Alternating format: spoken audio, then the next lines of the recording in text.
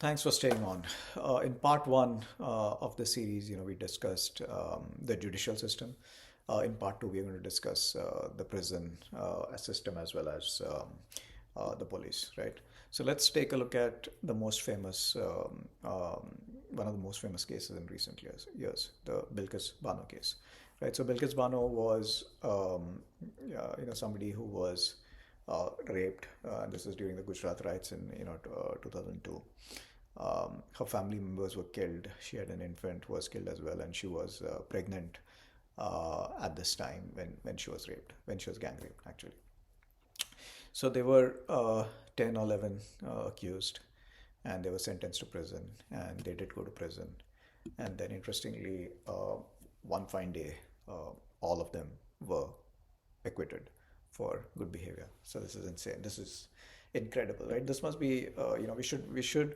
One way to look at this is, hey, this is a incredible success story of how prisons have been able to reform criminals, right? If all of these people who are rape accused as well as accused of murder, they could be all reformed and all really, acquitted on the exact same day. Imagine how terrific the system is, right? But I'm being sarcastic. I'm sure you know it, right? So look at this, and here's the thing, right? Um, what did this prove, right? If you really dig deeper, right, you realize that all of these guys, they were in prison for all of these years, but they got a lot of parole. Literally, they got 71 days of parole every single year they were in prison. And there's also something called furlough, where the jail can give these prisoners days off, right? So they must have got about, I think, 10 days a year as part of furlough. So literally, these criminals got 70 to 80 days um, out of jail for every year that they were in jail. Even if you're a salaried employee, whether you're in the private sector or the government sector, you don't get 70 to 80 days of vacation every year. But if you are an inmate of the wonderful Indian prison system, then this is a facility that is definitely available for you. So imagine, Bilkis Bano and her plight, right? So she's got, there are these 10, 11 people in prison, and they are able to go and celebrate birthdays, festivals, weddings, baby showers, right? And at any given point in time, Bilkis Bano is able to see at least one of them in the village, right? If there are 11 people, right, at any given point in time, she's seeing these people in her village. So ask yourself this question, right? Is this really a punishment, right? And if yes, for who? Is it for these 11 people, or is this for Bilkis Bano, right? So give that a thought. And then let's look at some of the other people in prison. There was actor Darshan who was in a murder case, and he was in prison, and there were videos of him having a good time in prison with his friends, right? Sitting in the prison compound and having alcohol. And then you have these other people as well. You've got Sukesh Chandrasekharan, the con man. He's in for fraud, and he was conducting fraud within prison. You've got Lawrence Bishnoi, who's in prison, and he's pretty much getting people killed outside, even though he's sitting in prison, right? So, is this really a deterrent because people are in prison and they're committing crimes? If you look at Sukesh Chandrasekharan, he's in prison committing fraud. Lawrence Bishnoi is in prison and he's committing murder outside, right?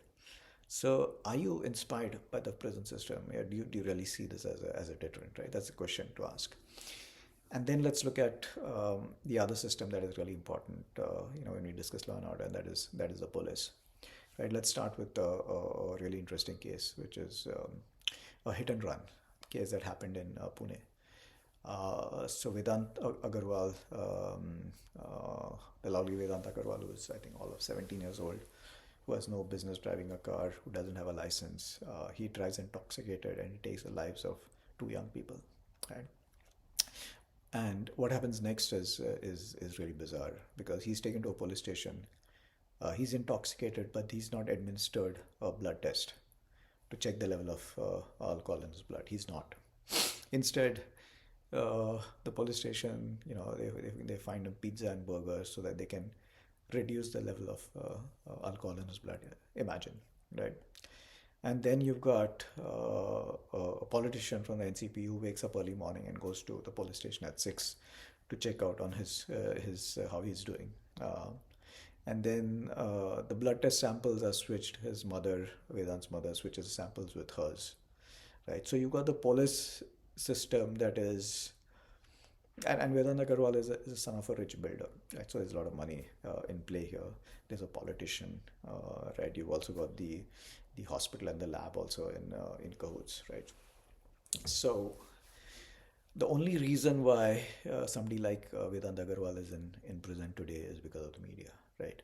Even though I'm not a fan of the media, I think in this case they were the reason why Vedant Agarwal went to prison. Now let's look at. He's not yet been convicted, so that is it remains to be seen how it plays out. Now let's look at a different case, right? This is Prajwal Revanna. Prajwal Revanna is the grandson of a politician, and he had committed crimes of sexual assault against over 100 women.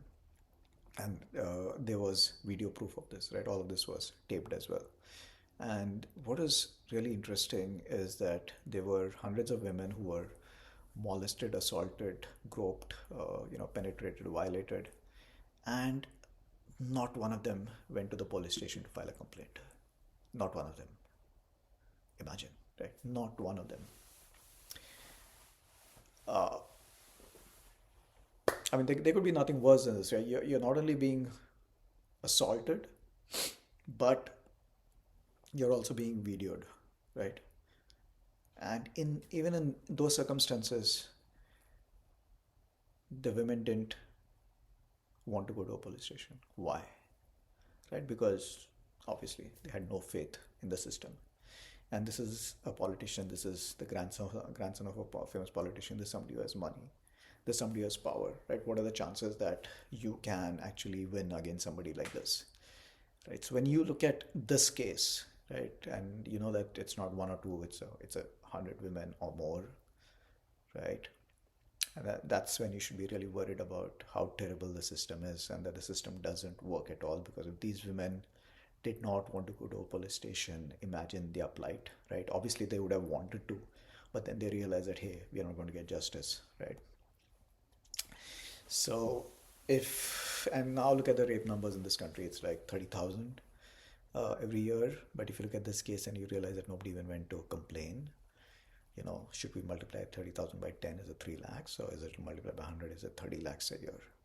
Right? It could be, right? But, we'll only know when people actually file cases. Now,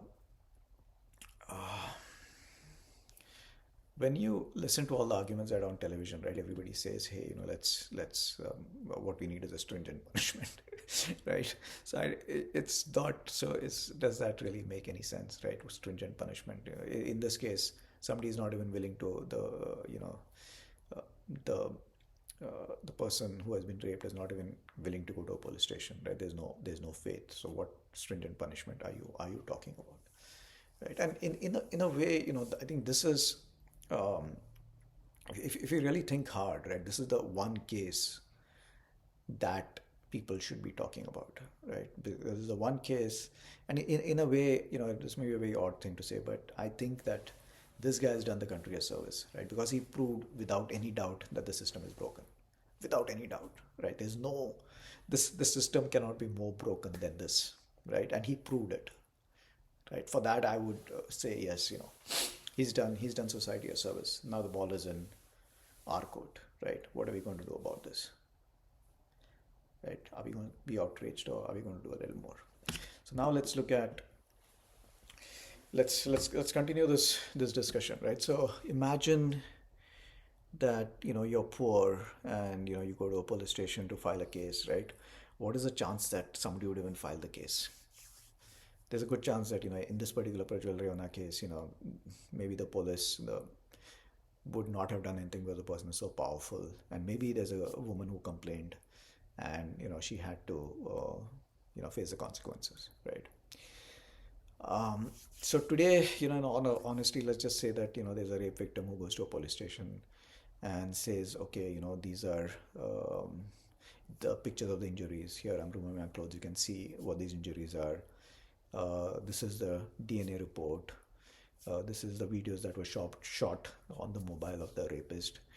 These are the rapists who are standing here with me. And she has all of this, and she goes to a police station in rural India. Will she get justice? If she's poor and the offender is well connected politically and rich, no chance, right? Even though she may do all this, right? In a city, probably she may have a brighter chance. If the media covers it, okay, she's got an even better chance, right? But imagine, right? Even if you do all this, right? If as an audience you're watching this and you're like, oh yeah, you know what? I'm not convinced she can get the police station to even register a case. Forget going to court and stuff. That is an entirely different ball. That's an entirely different can of worms, right? So let's pause there, and then let's look at what else is there that can tell us how broken the system is. So let's talk about Sakshi Malik, right? Sakshi Malik was one of the wrestlers who had complained against the president of the wrestling foundation, right? And what is really interesting about this case, that she had to go to the Supreme Court just to be able to file an FIR, right? Just to be able to file an FIR. Imagine, right? You have to go to court just so that you can file an FIR. Now, shouldn't you be worried, right? How do you? I mean, look at this. Look at it this way. Let's say there's some poor girl in some village who's standing outside the police station, wanting to register a complaint against an act of sexual assault. And she hears that Sakshi Malik had to go to Supreme Court to file an FIR. What do you think? Do you think she's really going to cross that threshold and walk in and file a complaint? Right? And would you want her to? Right? I mean, I would tell her, okay, go home. There's no hope. You're wasting your time. You might as well find justice on your own. Be a vigilante. I mean, that's wrong advice. So just ignore it. But that's the truth of what the system is, right? If the system is so broken that filing an FIR is going to require this much work, right? Why would people go to that police station? So I think this is this way I'm going to end episode 2, right? So if you watched episode 1 and 2, I think you should be pretty clear that the law and order system in India doesn't work. Whether it's the prisons, whether it's the judicial system, whether it's the police, it just doesn't work. And there are issues with these systems as well, and you can't just blame them. But I think there's enough evidence here for you to understand that this doesn't work, and you should stop saying things like I'm looking for a stringent punishment. Right? Thank you.